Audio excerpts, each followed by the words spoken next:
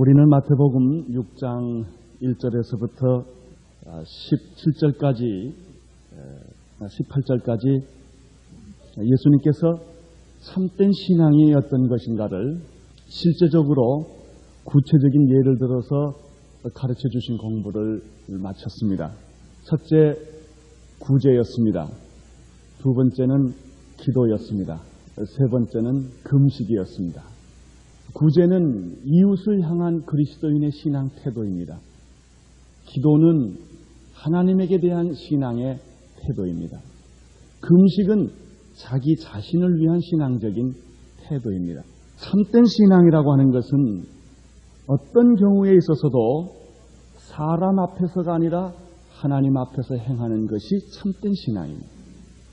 두 번째는 참된 신앙이란 사람에게 보상이 오는 것이 아니라 하나님으로부터 보상이 있다는 사실을 믿는 것이 참된 신앙입니다. 이것을 예수님께서 마태복음 6장 1절에서 그 원리를 두 가지로 제시하고 그것을 구제에 적용하셨고 기도에 적용하셨고 금식에 적용하셨습니다.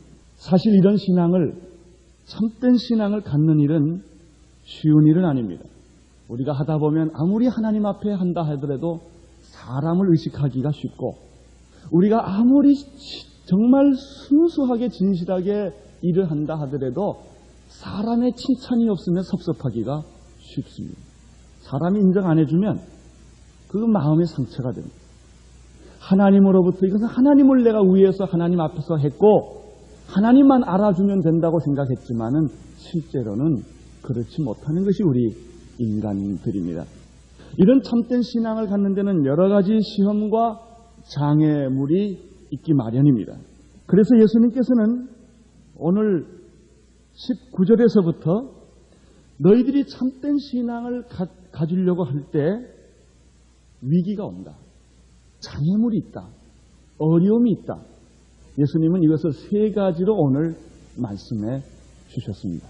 첫째가 재물의 문제다.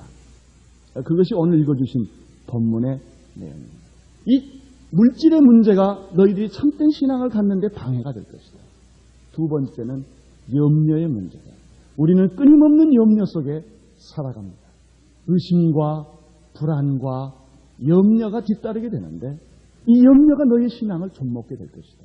이것이 6장 마지막 절까지 있는 내용입니다. 그리고 7장 1절에서부터 5절에 있는 내용을 하나 더 삽입을 시켜주시는데 너희들이 정말 신앙생활을 하려고 할 때 남을 비판하는 문제가 너를 찌를 것이다. 언제나 너는 너 자신도 모르게 하나님이 될 것이다. 남을 심판하는 자가 될 것이다. 자꾸 남을 비판하게 된다. 언제나 너는 지도자 입장에 서려고 한다. 내가 인도받기보다는 인도하려고 하고 내 잘못을 깨닫기보다는 남의 허물을 자꾸 지적하는 사람이 될 것이다. 그것이 내 신앙을 좀먹는 것이다. 그것이 내 신앙의 위기다. 예수님이 세 가지를 이야기를 해주셨습니다. 사실 우리가 이 세상을 사는 동안에 물질의 문제와 염려의 문제와 남을 판단하는 문제에서 해방될 수만 있다면 분명히 우리는 자유한 사람이 되고 신앙에서 승리를 하게 될 것입니다. 오늘은 예수님께서 말씀해 주신 신앙의 첫 번째 장애물인 물질 문제에 대해서 성경이 가르쳐 주신 그대로 생각을 해보겠습니다. 먼저 19절과 20절을 보겠습니다. 오늘은 19절과 20절만 강해를 합니다. 19절입니다. 너희를 위하여 보물을 땅에 쌓아두지 말라. 거기는 좀과 동록이 해하며 도적이 구멍을 뚫고 도적질하느니라. 20절입니다. 오직 너희를 위하여 보물을 하늘에 쌓아두라. 거기는 좀이나 동록이 해하지 못하며 도적이 구멍을 뚫지도 못하고 도적질도 못하느니라. 이렇게 되어 있습니다. 그리고 나서 21절에 예수님은 다음과 같은 결론을 1차적으로 내주십니다. 보물이 있는 그곳에 내 마음도 있느니라. 이것이 예수님의 말씀입니다. 오늘 여기에 기록된 이 말씀은 내가 신앙생활을 세상에서 해나가는 동안에 정말 진정한 참된 신앙을 갖느냐 안 갖느냐의 시금석이 바로 이것입니다. 우리의 신앙의 가장 큰 장애물은 물질주의적 이기심입니다. 여러분, 이 세상에는 물질의 유혹 때문에 눈이 어두워서 망한 사람이 얼마나 많습니까? 세상에도 많고 교회 안에도 많습니다. 이것은 목사 가운데도 많은 일입니다. 물질 때문에 성직을 잃어버린 사람들이 참 많습니다. 물질 때문에 그 고귀한 신앙을 잃어버리고 패가망신하는 사람이 우리 주위에 손을 꼽을 수 없을 정도로 많이 있습니다. 일찍이 디모데전서 6장 10절에는 사도 바울이 디모데에게 이런 말을 썼습니다. 돈을 사랑함이 일만하게 뿌리가 되나니 이것을 사모하는 자들이 미혹을 받아 믿음에서 떠나 많은 근심으로 자기를 찔렀도다. 이렇게 말했습니다. 누가복음 16장 14절에는 예수님이 이렇게 말했습니다. 바리새인들은 돈을 좋아하는 자들이다. 이런 말을 성경에 썼습니다. 바리새인들은 돈을 좋아하는 자들이다. 잘못된 신앙, 삐뚤어진 신앙은 금전, 숭배 사상과 연결되어 있습니다. 사탄의 종교인 통일교를 보십시오. 금전 만능의 이기적인 집단으로 변하고 있지 않습니까? 아주 참 재밌어요. 통일교를 보면. 소위 오권을 장악한다는 이름으로 우리나라에 지금 재계에 들어와서 엄청난 돈의 위력을 지금 행사하고 있습니다. 성령의 힘이나 하나님의 힘을 행사하는 게 아닙니다. 돈의 힘을 가지고 종교를 엄청나게 지금 확산해가는 것을 그 집단에서 우리가 보게 됩니다. 바리새인들은 돈을 좋아합니다. 여러분, 잘못된 신앙은 하나님을 빙자해서 돈을 좋아하게 되어 있습니다. 이것이 물질의 한 속성이기도 합니다. 구약을 보면 여호수아서라는 책이 있습니다. 여호수아가 모든 전쟁에서 승승장구를 합니다. 여리고성을 무너뜨립니다. 그런데 한 성에서 패배를 합니다. 아이성. 여호수아가 통곡을 합니다. 하나님, 이게 웬일입니까? 하나님, 이게 어쩐 일입니까? 통곡을 합니다. 이때 하나님께서 지적을 해주십니다. 너희 중에 죄를 범한 자가 있다. 누굽니까? 아합입니다. 무슨 죄를 저질렀습니까? 물질에 욕심이 생겨서 하나님이 손대지 말라고 하는 전리품을 숨긴 것입니다. 그것이 아이성 전쟁에 패배하는 결정적 이유였다고 성경은 말합니다. 신약에 돈 때문에 망한 사람이 하나 있습니다. 사도행전에 보면 아나니아와 삽비라입니다. 돈의 탐욕 때문에 그는 하나님의 성령을 속였던 것입니다. 누가 헌금을 하라고 했습니까? 그 사람이 헌금한 동기는 하나님께 은혜에 대한 보답이 아니라 그것은 명예욕 때문이었습니다. 그것은 자기의 인기 관리 때문이었습니다. 어떤 목적 때문에 그가 헌금을 했고, 헌금하는 것도 그 중에 일부를 속여서 헌금했다가 즉사를 하고 맙니다. 디모데후서 4장 10절에 보면은 사도 바울이 한탄하는 얘기가 하나 나옵니다. 그것은 젊은 데마라고 하는 사람이 세상을 사랑했기 때문에 자기를 떠났다는 얘기입니다. 한 절입니다. 데마는 세상을 사랑함으로 나를 떠났다. 아주 짤막한 얘기인데 많은 것을 이야기해주고 있습니다. 젊은 데마, 그는 하나님을 사랑했었습니다. 아마 성령 체험도 했었을 것입니다. 그는 복음 전도자로 자기 생애를 바쳤는지도 모릅니다. 그런데 세상을 사랑했던 까닭에 자기를 떠났다. 이렇게 간단하게 바울이 기록하고 있습니다. 물질의 유혹은 우리로 하여금 영적인 것에 눈을 멀게 하고 신앙에서 멀리 떠나가게 하는 참 좋은 것입니다마는 참 위험한 것입니다. 사실 재물이나 돈 그 자체를 성경은 나쁜 것으로 말한 적이 한 번도 없습니다. 성경 어느 곳에서 보물이나 보화 자체가 나쁘다고 그리고 그것은 죄라고 말하지 않습니다. 돈 버는 것은 좋습니다. 재물은 좋은 것입니다. 물질은 나쁜 것이 아닙니다. 보화는 좋은 것입니다. 돈이 얼마나 좋습니까? 돈이 있어야 일하지요. 돈 없이 어찌 일합니까? 돈 없으면 어찌 이런 건물을 지을 수가 있었겠습니까? 돈이 없으면 우리가 어찌 선교사를 파송할 수가 있겠습니까? 돈은 중요한 것입니다. 성경이 돈 자체를 나쁘다고 그러지 않았습니다. 돈 버는 걸 나쁘다고 그러지 않았습니까? 요즘 우리나라에 나쁜 풍조가 있어요. 재벌은 다 나쁜 사람이다. 아닙니다. 돈 버는 건 나쁩니다. 아닙니다. 나쁘게 버는 게 나쁜 거지요. 돈 자체가 나쁜 것은 아니고 돈을 많이 가지고 있다는 것이 죄는 아닙니다. 문제는 돈이 문제가 아닙니다. 돈을 소유한 사람이 문제고 돈을 쓰는 사람이 문제입니다. 돈을 어떻게 소유하느냐 그리고 돈을 어떻게 쓰느냐를 성경은 관심 있는 것이지 돈 자체를 성경은 나무라지 않았습니다. 문제는 돈 자체가 죄악의 뿌리가 아니라 돈을 사랑하는 데서 일만악의 뿌리가 있다고 말했습니다. 일만악의 악이 생긴다고 말했습니다. 물질은 어떻게 사용하느냐에 따라서 그 물질의 가치가 결정됩니다. 그래서 예수님께서는 오늘 19절에서 다시 한번 성경을 보십시오. 너희를 위하여 뭐라고 그랬습니까? 보물을 땅에 쌓아두지 말라. 여기서 중요한 것은 누구를 위하여? 너희를 위하여. 이 말이 중요합니다. 물질을 누구를 위하여 이게 중요합니다. 너희를 위한 것이냐 하나님을 위한 것이냐 너를 위한 것이냐 이웃을 위한 것이냐 너를 위한 것이냐 교회를 위한 것이냐 그 문제입니다. 누구를 위하여? 너희를 위하여 무엇을? 보물이 나쁘다고 성경이 말하지 않았습니다. 여기는 보물을 관심 갖지 말라 이렇게 말하지도 않았습니다. 보물을 버려라 이런 말도 하지 않았습니다. 보물은 중요한 것입니다. 그러니까 보물이지요. 중요하지 않으면 왜 보물이겠습니까? 보물은 중요한 것입니다. 그러나 보물을 누구를 위하여? 너희를 위하여. 어디에다가? 땅에 심지 말라고 하는 말씀입니다. 다시 말하면 땅을 위한 보물이냐 하늘을 위한 보물이냐 너희를 위한 보물이냐 하나님을 위한 보물이냐 하는 그 문제입니다. 여기서 우리들이 한 가지 더 생각할 것이 있습니다. 예수님께서 보물이라고 말했을 때 이것은 단순하게 돈만을 의미하는 것이 아닙니다.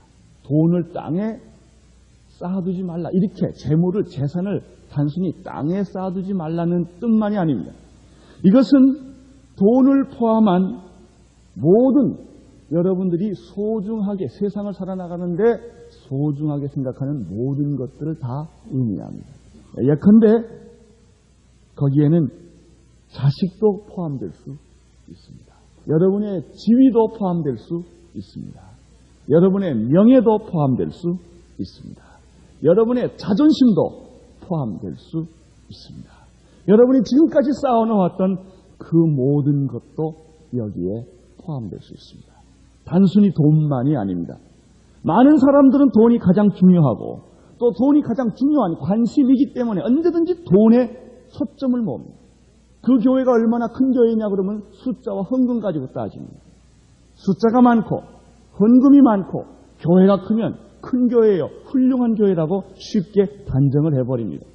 그러나 성경이 여기서 말하는 것은 보물은 그것만을 의미하지 않습니다. 돈과 같은 가치를 가지고 있는 것도 보물일 수가 있습니다. 어떤 사람은 돈에 초연한 사람이 있습니다. 그러나 자존심과 명예에는 양보하지 않는 사람이 있습니다. 그 다 마찬가지예요. 어떤 사람은 자존심과 명예를 쉽게 포기하는 사람이 있습니다. 그런데 자식 문제만은 양보하지 않는 사람이 있습니다. 그 다 보물입니다. 결국 이런 보물들을 어떻게 당신은 생각하고 그것을 관리하고 그것을 취급하느냐 이것에서 여러분의 신앙의 위기가 생기느냐 안 생기냐를 결정을 합니다. 마태복음 19장 16절 이하에 보면은 예수님께서 한 부자 청년에 관해서 말씀하신 일이 있으십니다.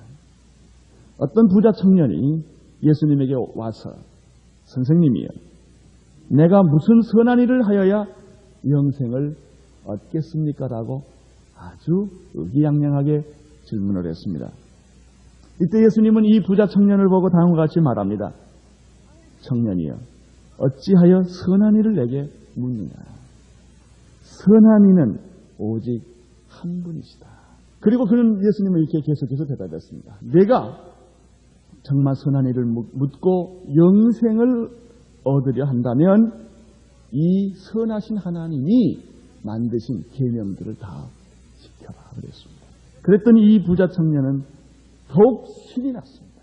예수님 어떤 계명을 말하는 것입니까? 그랬더니 예수님이 10계명을 일러 주셨습니다. 이때 부자 청년이 또 말하기 계속해서 말하기 예수님 이런 것들은 내가 어렸을 때부터 다 지키고 지금까지 한 번도 내가 이 계명을 어긴 일 없이 잘 지키고 살아왔습니다. 무엇이 아직도 부족함? 이렇게 물었습니다. 이때 예수님께서 그 청년을 가만히 보면서 다음과 같이 간단한 말을 했습니다. 청년님, 내가 온전하고자 할 때 가서 내 소유를 팔아 가난한 자들에게 주라. 그리하면 하늘에 보화가 있으리라. 지금 마태복음 말하고 똑같아요. 하늘에 보화가 있으리라. 그리고 와서 나를 쫓으라 라고 했습니다. 놀라운 일이 생겼습니다. 그렇게 의기양양하고 화기애애하고 그렇게 자신만만하던 그 청년의 얼굴은 흑빛으로 순식간에 변해버리고 만 것입니다. 22절에 보니까 그 청년은 재물이 많음으로 이 말씀을 듣고 근심하며 나가니라. 그냥 돌아갔으면 참 좋겠는데 근심하며 돌아갔다고 말했고, 성경은 그 후에 이 청년이 어떻게 됐다는 얘기가 없습니다. 여기서 우리가 조심할 일이 있습니다. 여기서 예수님이 모든 사람에게 다 이렇게 말한 게 아닙니다.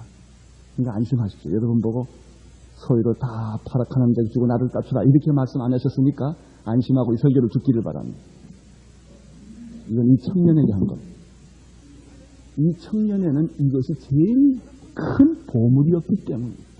그래서 그걸 지적하신 것입니다. 아브라함에게는 보물이 무엇이었습니까? 이삭입니다. 이삭 달라고. 사람마다 보물이 다 다릅니다. 여러분도 보물이 있을 것입니다. 그것 때문에 우리의 신앙이 흔들리는 것입니다. 그것 때문에 우리의 신앙이 유혹을 받는 것입니다. 그것 때문에 내가 주일날 교회 못 오기도 하고 양심의 가책을 느끼면서도 한 발은 교회 한 발은 세상에 두고 살아가는 이유가 그것 때문입니다. 이 청년의 경우는 돈이었어요. 그래서 예수님은 내 재산을 팔아라. 다 없애라고 하신 말씀을 주신 것입니다. 도덕적으로 윤리적으로 신앙적으로 흠잡을 수 없는 이 완벽한 청년. 그러나 그 사람의 보물은 돈이었습니다. 결국 그것 때문에 그는 예수를 떠나고 만 것입니다. 대마입니다. 그는 세상을 사랑했던 까닭에 나를 떠났다.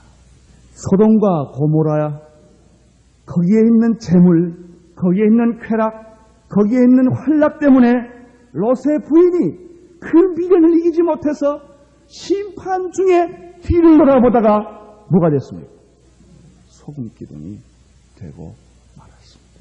돈 때문에 평생 고생한 사람이 또 성경에 한 사람이 있습니다.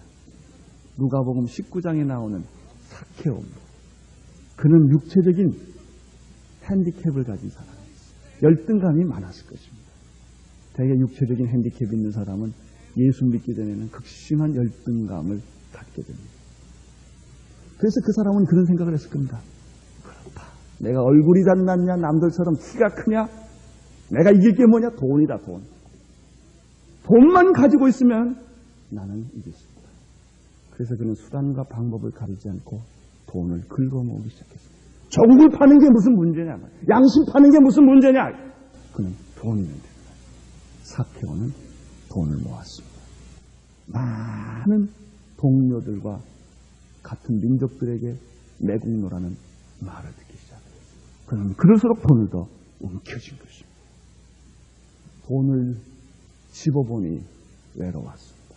돈은 있는데 외롭습니다. 얼마나 외로웠느냐? 그가 뽕나무 위까지 올라갈 정도로 외로웠습니다. 예수를 만났습니다. 예수를 만났을 때 예수님이 내가 네 집에 가겠다. 예수님이 그렇게 말해줍니까? 삭케오가 춤을 추며 좋아합니다. 예수님을 자기 집에 모십니다. 그리고 첫 번째 고백한 말이 뭔지 아세요? 예수님. 그 다음에 그가 한 말은 다른 고백을 안 했어요. 주님, 나는 죄인이다 이런 소리도 안 하고요. 그가 한 말은 주님, 내 소유의 절반을 팔아 가난한 자에게 주겠습니다. 누가 주겠나요? 자기가 말해요. 내가 주겠습니다. 내가 토색한 일이 있으면 4배를 갚겠습니다. 이렇게 그가 선언을 합니다. 예수를 만나고 나서 삭케오는 진정한 보물의 의미를 깨달은 것입니다. 재물의 의미를 그가 깨달은 것입니다. 무엇 때문에 돈을 모았고 명예와 지위를 탐했는지 그리고 피 흘리면서 그렇게 살아야 했는지를 이제야 그 의미를 알게 된 것입니다. 여러분은, 우리들은 직장에서 안 사니까 잘 모릅니다만, 여러분은 삶의 현장에서 피나게 사는 사람들, 그 몇 푼 월급을 받기 위해 그 수모를 받아야 아침 6시에 출근해야 돼요. 저녁에 늦게 돌아와야 돼요. 그 생존 경쟁에서 그렇게 아우성하고, 제가 수출하는 사람들 보니까 정말 참 안 됐더라고. 요즘 이게 원화가 이렇게 절상되는데 뭐 그냥 피가 마르는 것 같다고 그래. 이 수출을 지금 포기해야 되느냐 안 해야 되느냐 하는 심각한 문제, 직업을 전환해야 되느냐 안 해야 되느냐 하는 정말 그런 상황 가운데서 돈들을 벌고 여러 가지 세상에서 쌓아가는 것을 제가 봅니다. 사실 어떤 의미에서 정말 그분들은 밥 한 술 먹는 것이 눈물 한 술을 먹는 것처럼 그런 투쟁 속에서, 그런 악의 다툼 속에서 살아오는 것을 우리가 봅니다. 왜 그렇습니까? 왜 그렇게 해야 합니까? 왜 그렇게 돈을 벌어야 합니까?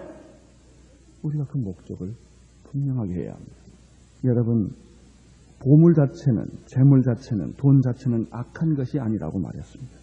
모든 그리스도인들은 항상 돈을 다 주고 금욕 생활하고 가난하게 살아야만 참된 그리스도인처럼 인식되는 것은 잘못된 겁니다. 그것은 우리 동양의 유교의 잘못된 윤리하고 연결되어 있어서 그렇습니다.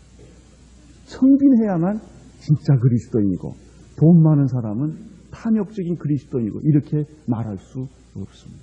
그리스도인들도 잘 살 수 있습니다. 돈 많이 버는 거 좋습니다. 왜 청빈하게만 살아야 합니까? 그것만이 옳은 윤리는 아닙니다. 건강하게 살아야 합니다. 훌륭하게 살아야 합니다. 풍성하게 살아야 합니다. 그러나 문제는 누구를 위하여? 여기에 문제가 있습니다. 만약에 돈을 많이 벌어서 좋은 일 많이 했다면 참 좋은 일입니다. 저는 영국에서 런던 바이블 칼리지라는 곳에서 1년을 있을 기회가 있었는데 그 학교에 들어가면 사진이 하나 이렇게 있어요. 안경을 쓰신 나이 많으신 분인데 보면요 깨끗하게 생긴 얼굴이에요. 아마 이 학교를 창설하신 목사님이신가 보다, 아니면 신학자인가 보다 그렇게 보았는데 랭이라는 분인데 나중에 알고 보니까 영국에서 둘째 가는 건설업체 사장입니다. 랭 건설이라고 아주 유명한 건설업체 사장, 비즈니스맨. 그 사람은 돈을 벌어서 옥스퍼드의 캠브리지에 기독 예수를 위한 연구소를 만들어요. 틴데일 하우스를 만들어요. 런던 바이블 칼리지 학교를 다 지어주고. 우리가 눈에 보이는 것만 그렇습니다. 눈에 안 보이게 이 사람은 얼마나 많은 일을 했는지 모릅니다. 그는 죽었습니다. 648파운드가 그의 마지막 돈입니다. 그리고 모든 돈은 다 주님을 위해서 소리 없이 썼던 분입니다. 참 돈도 많이 벌고 사업도 많이 했지만 깨끗하게 그 돈을 아름답게 썼던 한 모델을 거기서 제가 보았습니다. 문제는 그리스도인들이란 그에게 주어진 보물을 하나님의 뜻에 맞도록 사용되도록 부름을 받은 사람입니다. 그 보물은 세 가지로 사용됩니다. 첫째는 하나님을 위해 사용되어야 합니다. 하나님이 주신 보물은 반드시 하나님을 위해 쓰여져야 합니다. 두 번째는 자신을 위해서 또 써야 합니다. 자녀 교육을 위해서도 써야 합니다. 가정을 보호하고 유지하고 교육하는데 그 돈 쓰는 것은 절대로 나쁜 것이 아닙니다. 옷 사 입는 것은 나쁜 것이 아닙니다. 사치스럽게 입는 것이 나쁠 뿐입니다. 자동차 사는 것이 나쁜 것이 아닙니다. 집 사는 것이 나쁜 것이 아닙니다. 교회를 이렇게 화려하게 만들었다고 어떤 사람들은 비판을 합니다. 나쁜 것이 아닙니다. 왜 하나님의 성전을 아름답게 하는 것이 왜 나쁩니까? 선도를 안 하는 게 나쁘죠. 좋게 교회를 부흥해서 좋게 집을 져서 더 좋은 일을 많이 하면 더 좋은 일입니다. 이것도 안 하고 전도도 안 하면 더 나빠요. 그건. 교회 짓는 게 왜 나쁩니까? 좋은 거 쓰는 것이 왜 나쁩니까? 하나님을 위해서 그렇게 최고의 가치를 드리는 것이 왜 나쁜 일입니까? 그게 나쁜 게 아닙니다. 가난한 자를 돌보지 않기 때문에 그런 것입니다. 그것만 생각하기 때문에 그런 것입니다. 그러므로 세 번째, 그 돈은 내게 주어졌던 누구에게 주어졌던 그 돈은 이웃과 사회를 위해서 사용되어야 합니다. 예수님께서 이제부터 보물을 땅에 쌓아두어서는 안 되는 이유를 두 가지로 설명합니다. 첫째는 솜과 동록이 있기 때문이라고 말씀했습니다. 어떤 분이 지난번 추석 때인가요? 큰 무등산 수박 하나를 저에게 선물로 주셨어요. 내가 난생 처음 그렇게 큰 수박 처음 봤습니다. 제가 수박을 참 좋아하는데 너무 좋아가지고 아껴둬서 먹지도 못하고 한참 있다가 먹으려고 자르다 보니까 속이 모두 상해가지고 먹을 게 하나도 없었어요. 그걸 퍼냈는데 밖에서도 하나 팠어요. 먹을 게 없어요. 푸석푸석해 다 골아가지고. 얼마나 억울했는지 모릅니다. 여기서 동록이란 먹는 것을 뜻합니다. 누가 먹어버리는 것입니다. 동록이란 녹이 슬어서 부식된 것을 말합니다. 동록이란 어떤 해충이나 악충을 의미하기도 합니다. 그 당시 종과 동록이란 뜻은 의복을 망가뜨리는 것을 의미해서 아무리 좋은 옷인들 뭐합니까? 거기에 좀이 먹기 시작한다는 것입니다. 이것은 쥐가 창고의 곡식을 먹어버린다는 뜻입니다. 벌레가 땅 밑에 감추어진 곡식들을 먹어버린다는 뜻입니다. 여러분, 아무리 좋은 것인들 못합니까? 한 번도 사용해보지 못하고 썩고 부패해버린다면 그것은 무슨 의미가 있습니까? 아끼다가 버린 물건들을 생각해 보십시오. 아끼다가 버린 음식들을 생각해 보십시오. 남 주기는 아깝고 자기 갖기는 귀찮고 그래서 집에 남은 물건들은 얼마나 많습니까? 입지 않는 옷들은 얼마나 많습니까? 쓰지 않는 것들은 책들은 얼마나 많습니까? 여러분, 그러나 그것들이 그대로 있지를 않습니다. 좀과 동록이 먹어서 다 없애버린다고 하는 것입니다.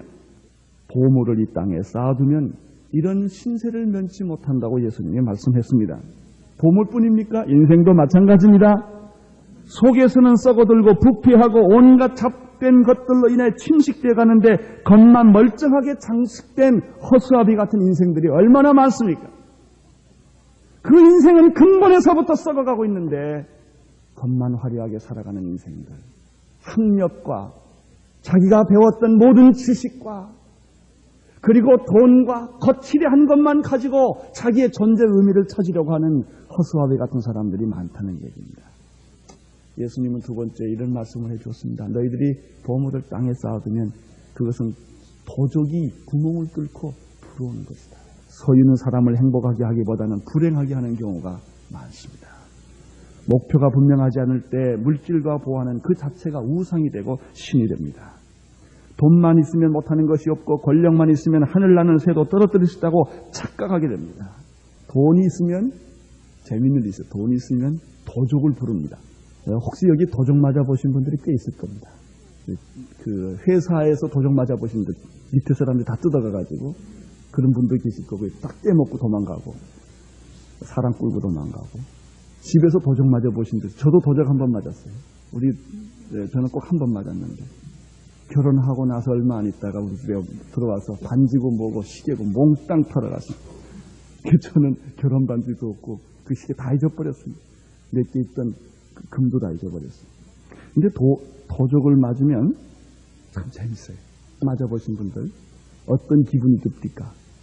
누가 다 훑고 갔어요. 첫째 굉장히 당황함, 분함.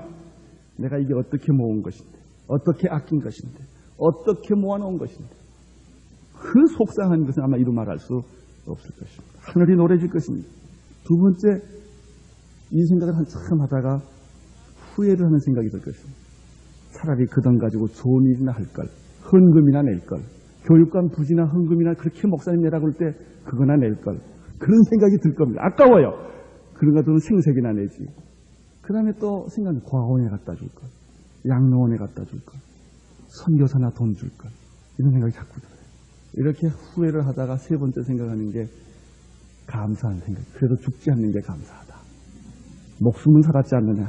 그 다음에 또 하나, 물질이 허망하다는 것을 깨닫고 감사함을 느끼고. 부도는 나봐야 하고요. 도적도 맞아봐야 인생을 제대로 삽니다. 그거 해봐야 됩니다. 얼마나 도적 꼭 맞아봐야 돼요. 그래야 제정신들 바짝 차립니다. 얼마나 우리가 돈에 집착되어 있는지 아십니까? 나도 모르는 사이에 돈에 노예가 되어 있고 돈에 집착이 되어 있는지 아십니까? 재물이란 도적 막기 위해 존재하는 것. 간단해요. 은행을 보십시오. 항상 도적놈들의 표적입니다. 보석은 뭔지 아세요? 보석은 크면 클수록 도적놈을 부릅니다. 그러니까 기왕이면 가짜 반지 차고 다니는 게 제일 낫습니다. 잊어버려도 괜찮게. 여러분, 그것뿐입니까? 그 죽으면 그 재물은 다 누구 것이 됩니까? 살아생전에 그 재물 다 쓰지 못하고 결국 죽지 않습니까? 재물은 함부로 낭비하라고 준 것이 아닙니다. 하나님의 뜻대로 사용하다가 죽을 때는 깨끗하게 남김없이 죽어야 합니다. 내가 유감없이 못 쓰고 죽은 돈 하나도 없어야 합니다. 그러면 예수님은 재물을 어떻게 사용하라고 말씀하셨습니까? 20절입니다. 너희를 위하여 보물을 어디에 쌓아두라? 하늘에 쌓아두라. 거기에는 좀이나 동록이 해하지 못하며 도적이 구멍을 뚫지도 못하고 도적질도 못하는 것이라. 자, 여기서 다시 한번 기억하십시오. 재물을 포기하라 그러지 않았습니다. 재물을 갖지 말라 그러지도 않았습니다. 재물을 정확한 곳에다 갖다 두라 그랬습니다. 쌓아두라 그랬습니다. 좀도 없고 동록도 없는 것, 도적이 들어올 수 없는 곳에 쌓아두라고 말했습니다. 이 말씀은 두 가지 의미가 있습니다. 첫째는 세상의 재물에 너무 집착하지 말라라는 뜻이 있습니다. 또 한 가지는 재물은 하나님이 기억하는 곳에 써라.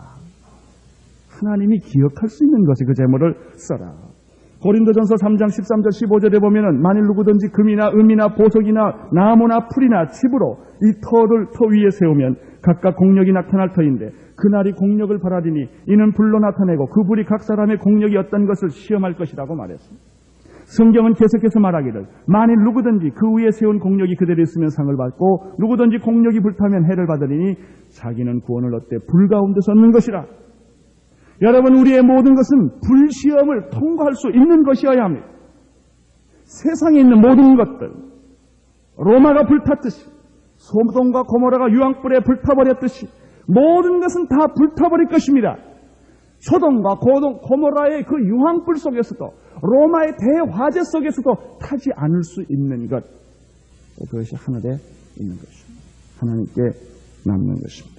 우리가 죽고 나서도 빼앗기지 않을 수 있는 것입니다. 만몬이라는 원래 뜻은 위탁한다는 뜻이 있습니다.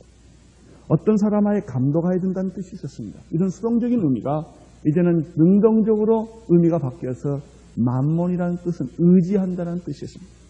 이것이 우상입니다. 여러분의 직업, 집, 자녀, 자동차, 휴가, 저금 통장, 옷, 부동산, 증권 투자 등 어떻게 생각하십니까?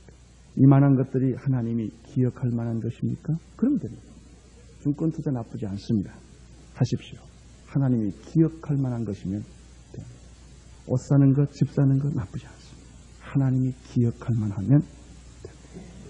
나는 여러분들에게 정말 하나님이 기억할 만한 투자를 몇 가지 소개하고자 성경대로 거지와 과부와 고아를 생각하십시오. 그들을 위해서 돈을 쓰십시오. 하나님이 말했어요. 거기에 돈 쓰면 하나님이 기억해 주실 것 분명합니다. 또 하나님이 기억할 돈들이 참 많습니다.